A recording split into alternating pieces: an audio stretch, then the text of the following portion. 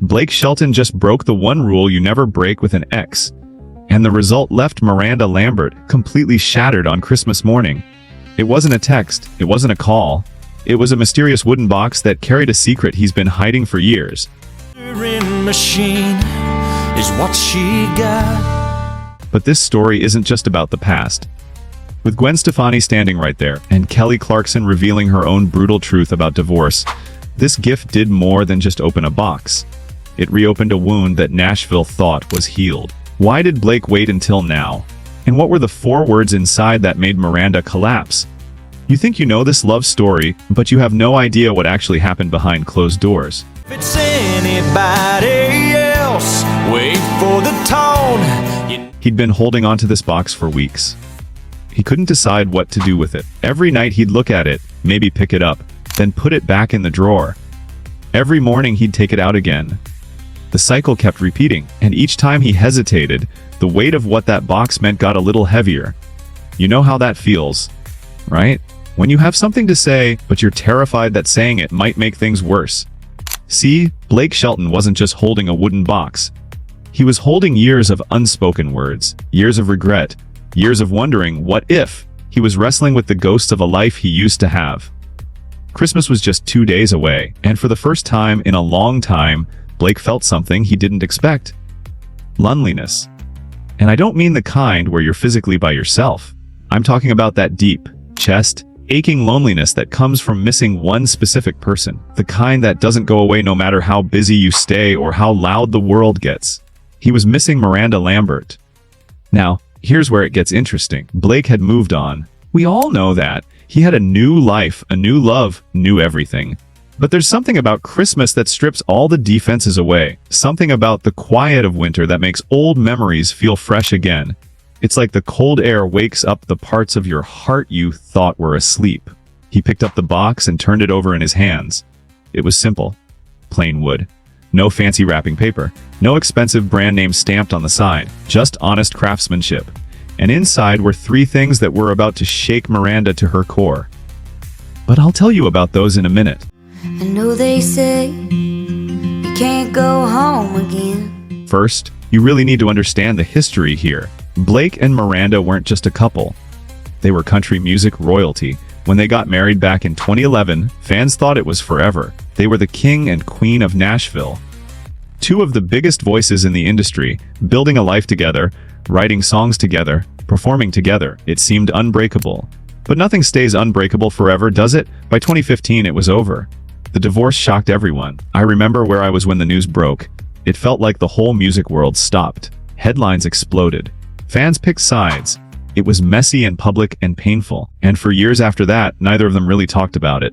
Not publicly anyway, they moved on. Separate lives. Separate paths. Separate silences. But silence doesn't mean forgetting. And that's exactly what Blake was wrestling with on that cold Oklahoma night. He opened the box one more time. He just had to look at what was inside. 3 items. Each one carrying more weight than 1,000 interviews could ever explain. The first thing was an old guitar pick. It was scratched up, faded, worn down from years of use. But it wasn't just any pick. It was the one Miranda had used the very first night they ever wrote a song together. Back when they were just 2 artists falling in love, trying to impress each other. Back when the future felt wide open and full of possibility. Blake remembered that night like it was yesterday. They'd stayed up until sunrise, passing the guitar back and forth, laughing at bad rhymes, stumbling onto something real. And when the song was finally done, Miranda had handed him that pick and said, "Keep it." He never told her he still had it. He kept it safe all these years. Until now. The second item was a folded piece of paper, a handwritten note. And what it said, we'll get to that, because that note is what made Miranda completely fall apart when she finally read it. I begged you to want me, but you didn't want to. The third item was the most unexpected of all. A vinyl record, but not just any record you can buy at a store. This was a custom pressing of a song Blake had written years ago. A song he never released. He never played it for anyone. He never even finished the final production on it. Why? Because it was too honest, too raw, too obviously about her. He had buried that song in a drawer the same way he had buried his feelings. But something about this Christmas made him dig it back out. Something told him it was time to let her hear it. Now, pay attention to this next part, because this is where the story shifts from just being sad to being incredibly brave.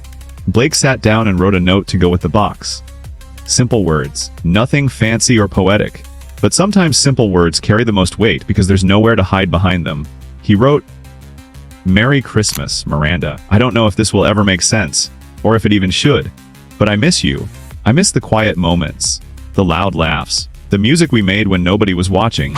I miss you so much." He signed it, simply, Blake. Then he sealed the box and sent it before he could talk himself out of it. Across the country in Nashville, Miranda Lambert had no idea what was coming. Christmas morning arrived soft and slow.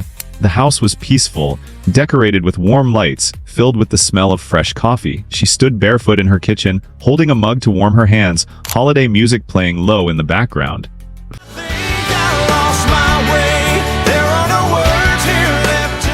She wasn't expecting anything unusual, just a quiet morning, maybe a lazy day watching movies, enjoying the calm before the new year started. But then the doorbell rang, and everything changed. She walked to the door, a little confused. She wasn't expecting any deliveries on Christmas morning. When she opened it, there was a small package on the step. No return address, no sender name, just a plain wooden box sitting there in the cold morning air. Her heart did something strange. It skipped a beat, just once. She shook it off, telling herself she was being ridiculous, and brought the box inside. For a long time, she just sat on the couch and stared at it. She didn't open it right away. Something about the weight of it, the simplicity of it, felt oddly familiar. Like a memory she couldn't quite place, like a song she used to know by heart but forgot the words to. Finally, she took a breath and lifted the lid. The guitar pick fell into her palm first, and the moment she saw it, she knew. She knew exactly who sent this. Her breath caught in her throat. Her fingers started to tremble. Memories came flooding back faster than she could handle. It was like a dam breaking. She remembered the late nights in the studio, laughing until they couldn't breathe. The way they used to look at each other across a stage. Writing songs that felt like pieces of their souls. A love that once felt unshakable. Weatherman said it's gonna snow. Then she saw the note. She unfolded the paper slowly, almost afraid of what it might say, and as her eyes moved across Blake's handwriting, that familiar scrawl she hadn't seen in years, something inside her started to crack. By the time she reached those last 4 words, her vision had blurred completely. "I miss you so much." The room suddenly felt smaller, quieter, too quiet. She sat there holding that note, tears falling freely, her chest tight with emotions she thought she'd put away years ago. But here's the thing about feelings we bury. They don't disappear. They just wait. They wait for a song or a smell or a guitar pick. And sometimes, all it takes is 4 words on a piece of paper to bring them all rushing back to the surface. Now you might be thinking, okay, this is emotional, but what about the song? That vinyl record Blake included. What was on it? And more importantly, what happened when Miranda actually played it? That's where this story takes its biggest turn. Because what Blake wrote in that song, it wasn't an apology. It wasn't begging for another chance. It was something far more powerful than that. And when Miranda heard it, she didn't just cry. She completely broke. The vinyl slid onto the turntable with a soft click. Miranda's hand hovered over the needle, hesitating. Part of her didn't want to hear it. Part of her was scared of what it might stir up. But curiosity won. It always does, doesn't it? She dropped the needle. The crackle of the vinyl filled the room for a second. And then, Blake's voice filled the air. It wasn't the polished studio sound people were used to hearing on the radio. It was raw, unfinished, vulnerable in a way that made the air feel heavy. The melody was slow, almost fragile, like it might shatter if he sang it too loud. And the lyrics told a story only the two of them would fully understand. A story about burning bright and burning fast, about holding on too tight and letting go too soon, about a love that wasn't built to last, but never really ended either. If I could go back, I wouldn't change the fire, I'd just hold the match a little tighter. We burned bright, yeah, we burned fast, guess some love ain't built to last. Miranda listened without moving. Tears were streaming down her face now, unchecked. Her hands were trembling, her heart was breaking open in a way she thought time had healed. But time doesn't heal everything. Sometimes it just buries things deeper, and Blake's song just dug all of it back up.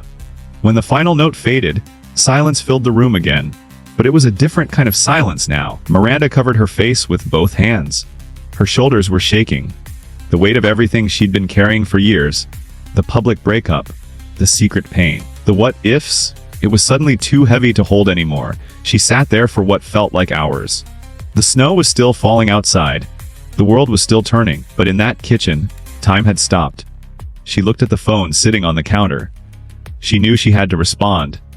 She couldn't just leave this hanging in the air. But what do you say to something like that? What do you say to an ex-husband who just sent you a piece of his soul for Christmas? She picked up her phone. Her fingers hovered over his name. It had been so long since she typed a message to him. She typed out a long paragraph. Then she deleted it. She typed out, "Thank you." Then she deleted that too. It felt too small. She typed out, "Why are you doing this?" But she deleted it because she knew why. Finally, she typed 2 words. Just 2. And she hit send. But what happened when Blake got that message? That's the part that really gets you. Because he wasn't sitting around celebrating Christmas. He was sitting by his phone, terrified, waiting for a sign.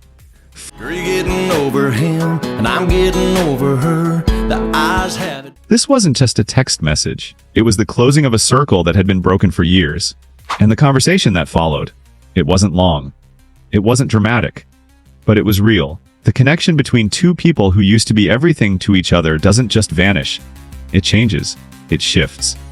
But it never really goes away. And as Miranda sat there wiping her eyes, looking at the guitar pick that started it all, she realized something.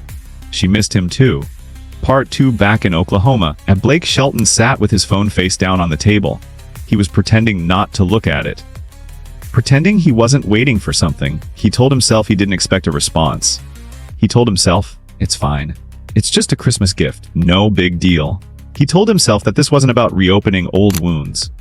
But who was he fooling? Of course he was waiting. We've all been there, right? Staring at a screen, willing it to light up, feeling your stomach tie itself into knots. Minutes passed. Then more minutes. The silence in that cabin started to feel suffocating. The crackle of the fire sounded too loud. Doubt started creeping in. Maybe she hadn't opened it yet. Maybe she threw it away without even looking inside. Maybe sending it was a huge mistake and he just made everything weird. Put the her and hurt. She put the why and try. And suddenly his phone buzzed. Just once, he froze. He didn't move for a full 5 seconds. He just stared at the back of the phone case. Then slowly, almost reluctantly, he turned the phone over. One message. From Miranda. 2 words. I listened. His chest tightened. He stared at the screen, reading those 2 words over and over again. I listened. What did that mean? Was she angry? Was she hurt? Was she rolling her eyes? It was so hard to tell without hearing her voice. Another buzz. Another message popped up. I cried. Blake's throat closed up. He could picture her exactly. He knew her face so well. He could see her sitting alone in her house, tears on her cheeks, that vinyl still spinning on the turntable. He knew that image would stay with him forever. It hit him right in the gut. Then a third message appeared, and this one changed everything. I miss you too. 5 words, that's all she wrote. I miss you too. But sometimes 5 words carry more weight than 1,000 pages. Blake set the phone down and just sat there, breathing, processing, feeling things he hadn't let himself feel in years. Now, here's where people might expect a dramatic reunion, a phone call at midnight, a surprise visit, 2 former lovers running back into each other's arms like some cheesy country music video. But that's not what happened. And honestly, that's what makes this story hit different. That's what makes it real. They didn't call each other that night. They didn't make any promises to meet up. They didn't try to fix anything or figure anything out. They just let the moment exist. 2 people, miles apart, connected by music and memory, and a wooden box that said more than words ever could. Miranda sat by her window that night, watching the snow fall in Nashville, the echo of Blake's songs still playing in her mind. She didn't know what any of this meant for the future. She wasn't sure she even wanted to know. All she knew was that something had shifted. Something old and buried had finally been acknowledged. It was like taking a deep breath after holding it for 5 years. Think you've had the last laugh. Bet you think that everything good is gone. Blake stepped outside his cabin, letting the cold air fill his lungs. The stars were stretching endlessly above him. The same stars Miranda was probably looking at too, just a few states away.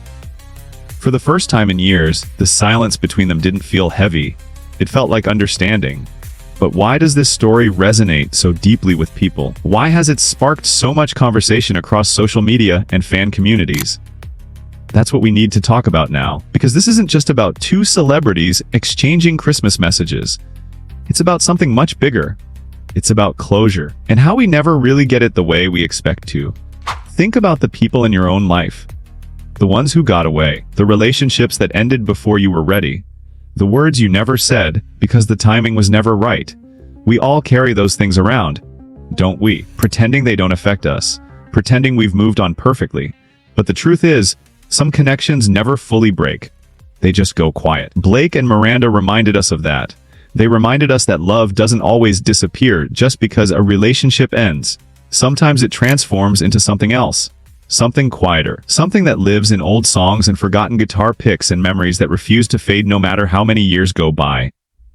Keep playing them songs, keep singing along. Now, let's talk about what the fans had to say, because the reaction to this story has been absolutely massive.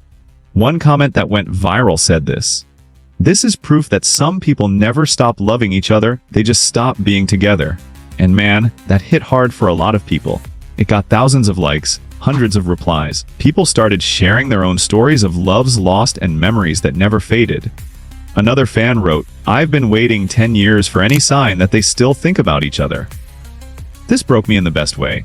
And yeah, it did. For fans who watched Blake and Miranda fall in love through their music, who celebrated their wedding, who mourned their divorce, this moment felt like a weird kind of healing.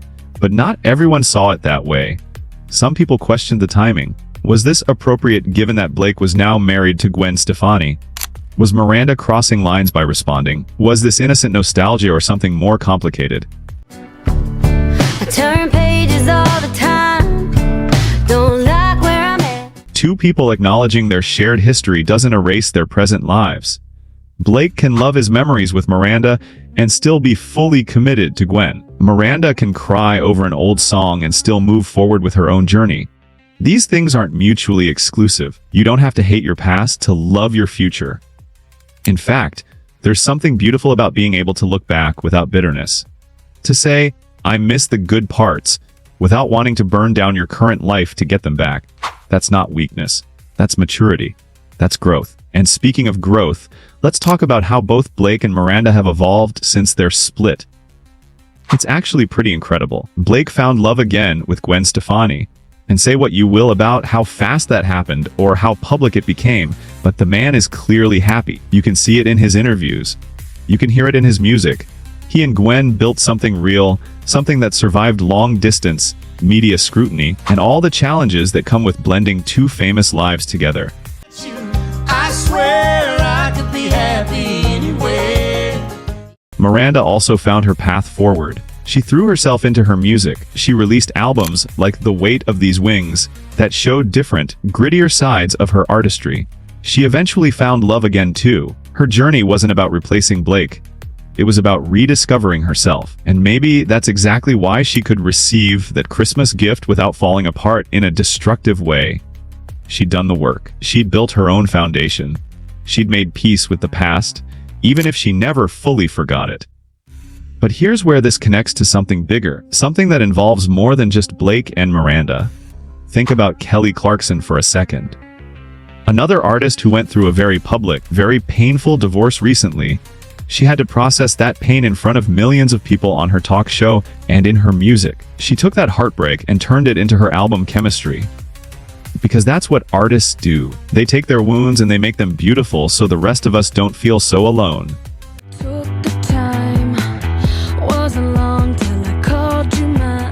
There's a thread connecting all these stories. The way country and pop artists pour their real lives into their music. The way fans connect to those songs because they recognize their own pain in the lyrics. The way heartbreak becomes art, which becomes healing, which becomes connection.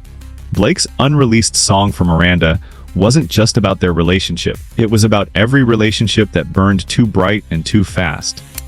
Every love that didn't survive, even though everyone thought it would. Every person who's ever looked back at an old photo and wondered, what if? That's why this story resonates. Because it's not really about celebrities. It's about the human experience. It's about the mess of love. The weight of memory. The courage it takes to simply say, "I miss you," to someone you're not sure will ever respond. Now, let me leave you with this thought. Sometimes love doesn't come back with fireworks and headlines. Sometimes it doesn't come back with a grand gesture in the rain. Sometimes it comes quietly, in a wooden box, on Christmas morning, with 4 simple words written on a folded piece of paper. "I miss you so much." That's not the end of the story, but maybe it's not supposed to be. Maybe some stories don't need clean endings with a bow on top. Maybe the beauty is in the moment itself? In 2 people brave enough to acknowledge what they meant to each other, even after everything fell apart. All is bright. Miranda still has that guitar pick somewhere. Blake still has the memories. And somewhere in the space between Oklahoma and Nashville, there's a song that finally got heard by the one person it was written for. That's worth something, isn't it? Maybe that's worth everything. So here's my question for you, and I really want you to drop your answer in the comments because I genuinely want to know what you think.